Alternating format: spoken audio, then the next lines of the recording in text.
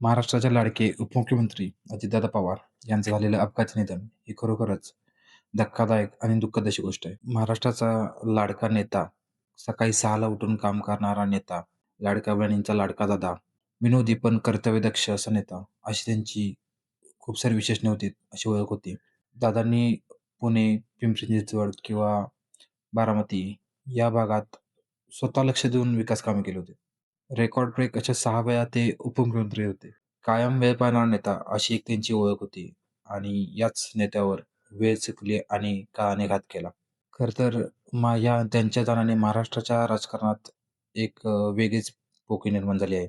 प्रश्न असा पडतो की दादांच्या नंतर त्यांच्यासारखा विचारशैली असणारा किंवा त्यांचे विचार पुढे नेणारा, त्यांच्यासारखा कर्तव्यदक्ष असा वारसदार कोण? हा प्रश्न पडतो.